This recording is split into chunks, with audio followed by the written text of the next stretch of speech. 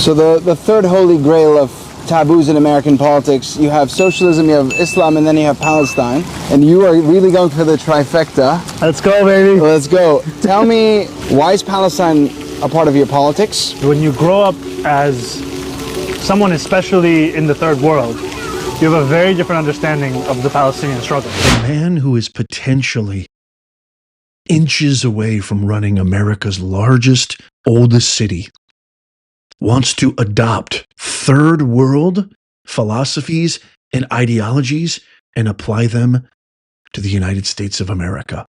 This is who the Democrats are now calling their new darling. This is who Bill Clinton has just endorsed. I haven't seen if Obama's endorsed him yet, but Bill Clinton is, he's there. He's in the top echelon of the Democratic caucus and the establishment, along with Soros, Holly Weirdo, Obama, etc.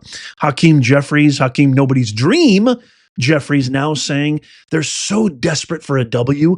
They're so desperate because they're literally on life support. Their approval ratings are the worst they've been in history, as justifiably so. You can see their swampy, slimy hand clutching for just one breath of power to retain because they're scared to death to have a real job. Now they're endorsing him. I'm going to share with you some clips of Mamdani. If you don't know what's been going on, this will tell you everything you need to know, even though I've been talking about this for a while, because this is dangerous. This man is extremely dangerous. He is a profound Bolshevik. You can't even say communist or socialist. He's a Bolshevik. He's more left than Bernie Sanders or AOC could ever imagine. And this guy is inches away from taking control of New York City. I'm going to share with you some clips of him doubling and tripling down on his stances today, which are going to blow your mind.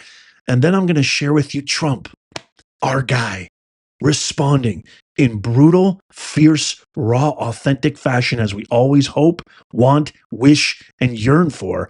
You don't want to miss that. But first, check this out. The things that we've said beyond saying that we're going to make this a sanctuary city for LGBTQIA plus workers, beyond saying that we're going to establish an office of LGBTQIA plus affairs, is also that we're going to provide $65 million in funding for gender affirming care, the same amount of funding that the federal government threatened to pull out from local providers for that kind of work.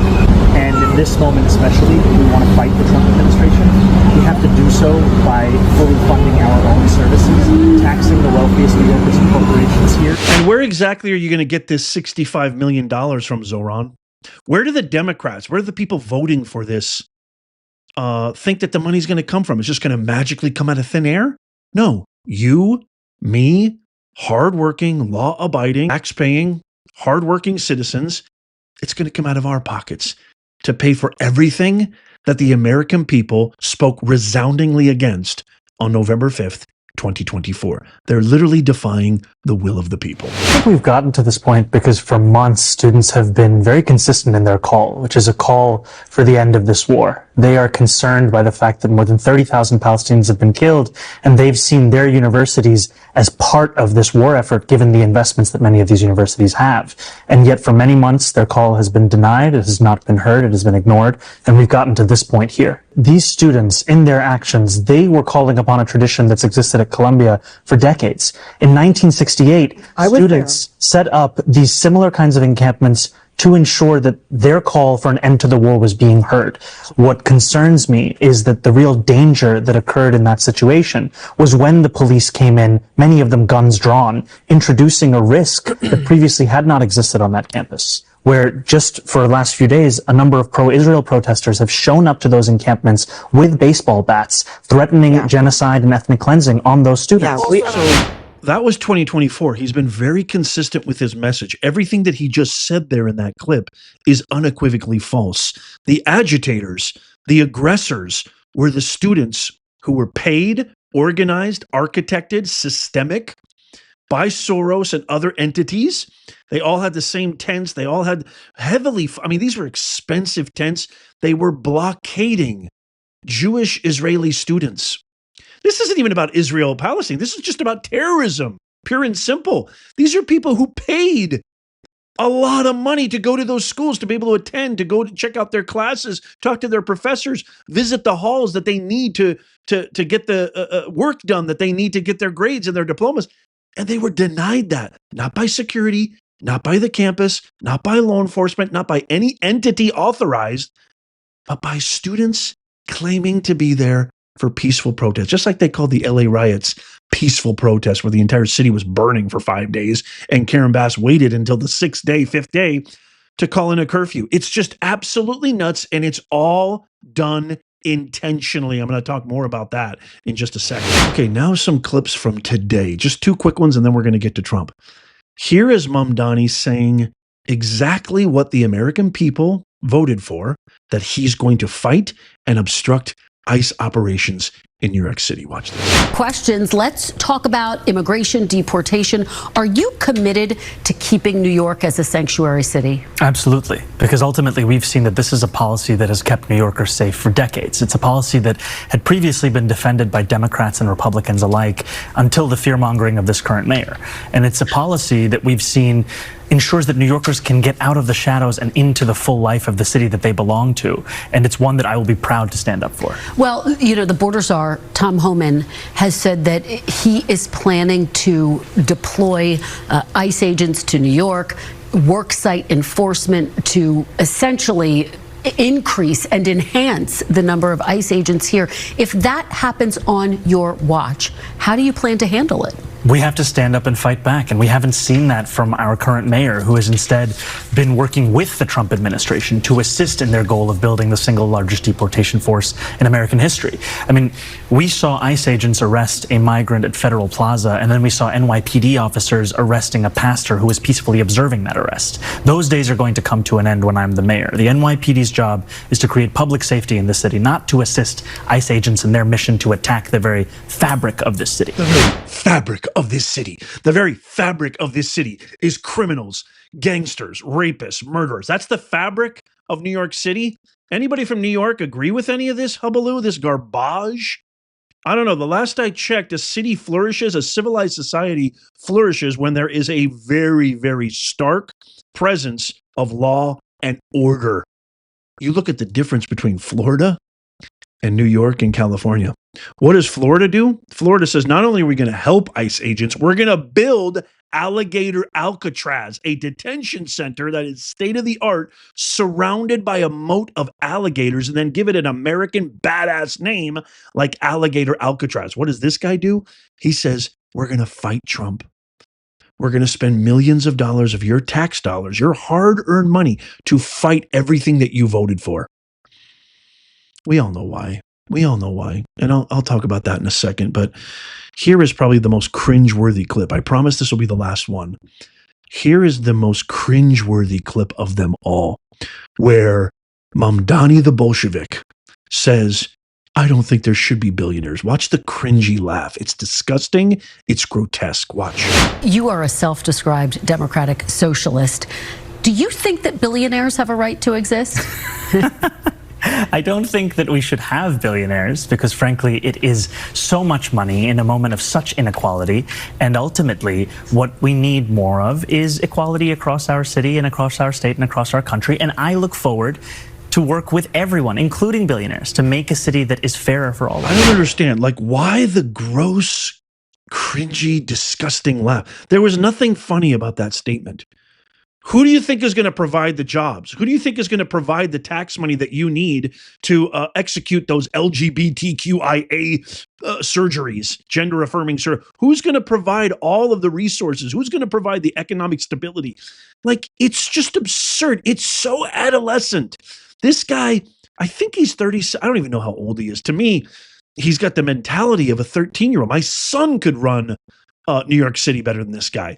I want to play for you. I think this is really important. I'm going to share with you the Trump clip. It's coming, I promise. But I want to share this first. I think this is so amazing. This TikToker really breaks it down. This is somebody who actually helped AOC to get elected in the Bronx. And then listen to what she says about Mamdani and the difference between being adolescent and then growing up and realizing, oh, I'm an adult now. Actually, you do need police. Actually, you can't penalize the hardworking, law-abiding citizens that provide every resource for our cities, community, and country. This is such an important clip. If you know anybody, or maybe you have a son, a grandchild, or what have you, nephew, niece, neighbor, whatever, who's Gen Z, 18, 22, 25, this is the clip that really pertains to them. This is called critical thinking personified. Watch this. New York City just nominated this guy, Zohran Mamdani, who is a socialist, to represent them for the mayor's election. And if I was 25, I would be obsessed with Zohran. When I was 25, I was actually 26, 27, I helped get AOC elected. I made a video for her campaign that went super viral. I met her a ton of times, and I was a huge AOC person. Now I'm 35, and like every stereotypical person, I've grown up and I've learned that these feel-good politics of promising free food, free college, free apartments, like you get free, you get free, you get free. It feels so good. You feel as a young person when your frontal lobe is not fully developed and you're thinking more in black and white that this is going to be good, right? You're indoctrinated as a young person in America to believe that capitalism is bad and all your problems are because of these evil business owners. But I have to warn young people who are caught up in the Mamdani vibe is that the road to hell is paved with good intentions, and we've seen time and time again in countries and cities that adopt these socialist programs is that the rich people who are going to pay for them are going to leave because of a high taxes, and then we just get more taxes and less for it. And one example of this on a smaller scale is in New York in 2019, there was a law that was passed by the state house, all Democrats, to pause rent hikes on rent stabilized apartments. So they could no longer rent hike. So say, for example, an apartment is rent stabilized. It's had the same tenant since the 1970s. It comes up for rent. Landlords, because of this law, can only raise the rent by 2%. So say in 1970, someone was paying $200 a month. You're now going to be paying $220 a month in 2025. But the problem is that rent stabilized apartment needs to be renovated and brought up to 2025 code. So because of this law, what's happened is now there are tens of thousands of empty apartments in New York that are rent stabilized that the landlords are not renovating because they know they cannot make their money back if they renovate them. And again, these landlords are not like evil people. And when you're indoctrinated into this sort of leftist, oppressed mindset, you think like business owners are evil. They're not. Many of them are small businesses, they're working on a margin. And so it's not affordable for them to put hundreds of thousands of dollars into an apartment that they cannot charge market rate for. And so what's happening is landlords are letting these apartments now sit empty and go into foreclosure. And so that's why we have such a bad housing crisis right now in New York, is because of these leftist policies that feel so good to vote for. Like, yay, of course you don't want to raise rent on rent stabilized apartments. Like that feels so good.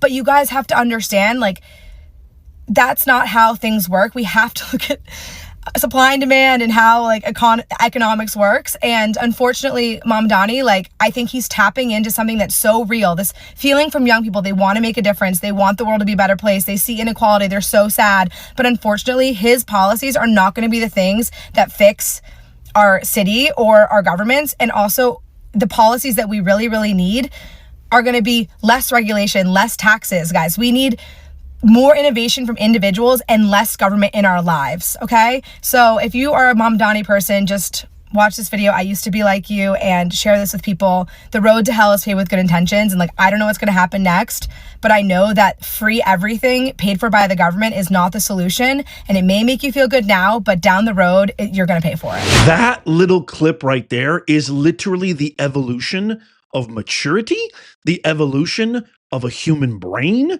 that is exercising critical thinking and opening up to the realization, the perspective that, oh my goodness, everything, how many times have I said it? Indoctrination camps, these higher education, they teach you to hate America. They teach you to hate people with money. They teach you that anybody running a corporation, anybody running a business is evil. If there's ever a video to share, it's this one right here. That little clip right there on its own, I love that. That makes my heart sing. Okay, here's the moment we've all been waiting for. Here is Trump speaking with Maria Bartiromo on an exclusive interview this morning, Sunday, and this is what he has to say about Zohran. Watch this. What did you make of the New York Democrat primary? Mamdani. He's a communist. I think it's very bad for New York. I don't know that he's going to get in. It's inconceivable that but he's a communist, and he's a pure communist. I think he admits it.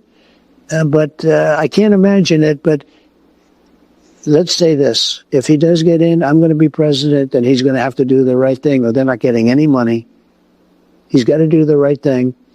It's shocking that I would have assumed that I used to say we will never have a socialist in this country. No, but we'll have a communist. I mean, he's a communist and going to be mayor of New York. So I was very surprised when I said, I never heard of him. I don't know who he is. Well, he said he's going to fight ICE. He's not going to allow ICE to... He'll be very unsuccessful. And he said if Benjamin Netanyahu comes to New York, he's going to have him arrested. Oh, he's a radical left lunatic. I mean, Trump just has a way of putting everything so succinct. Well, what he is he's a radical left lunatic. That's what he is, which is why I always listen to Professor Nez, right? Because he's a smart guy, good-looking guy, too. I love Professor Nez. Thank you, Mr. President. I love you. Oh, he just always has a way of putting it so beautifully. And I know that Tom Homan and I know Trump are not going to be afraid. But this is the last thing I just want to say about Mamdani. I don't even think the guy is real. He's a concoction. He's a fabrication. He's the embodiment of the narrative that these guys have been perpetuating, the demagoguery, which ironically they've been attributing to Trump. They have the media apparatus spreading the message that with very, very precision, Goebbels type precision, he's a fascist. Threat to democracy, constitutional crisis. Think about it. Everything is now coming to fruition into this embodiment of Mamdani. Mamdani is just a personification of the narrative they've been trying to concoct for God knows how long, ever since Trump announced he was going to run for presidency. He's not real. He doesn't believe in any of this stuff. This guy is not here to help anybody. This is their new guy. This is why you see now Jeffries and everybody jumping on board. Why else would they fight for illegals? Why else would they fight for criminals? Why else would they fight for rapists, murderers, gangsters, gang members? Why else would they travel to El Salvador and have margaritas with a known wife abuser and much, much worse, fentanyl trafficker as well? Why else would they be fighting for this? Why else would they let in tens of millions of people without any due process? They're so proud of saying due process. Without any vetting, without any screening, just giving them the red carpet, having them come in and lay American cities under siege. Because that's the only way that will guarantee them from not ever having to hold a real job like you and me ever again in their life. This sounds like major conspiracy, but if you think about it, you've got the media apparatus, which is extremely powerful, polluting the brains of our fellow citizens, feeding them this notion with really, this is archetypal Joseph Campbell, the mythology of story type of language. They're masked, secret, covert officer, Gestapo, sweeping people. Listen to the language. If rhetoric is anything, I've taught the principles of rhetoric, Aristotle. If rhetoric is anything, it's an awareness of the language choices that we make. That's my favorite definition. A lot of people hear rhetoric and they think, oh, that's just politics. No, it's an awareness of the language choices we make. And when you have that awareness, you have power. Awareness equals power. They're sweeping them off the streets. Our neighbors, our friends, our families. Listen to the use of language.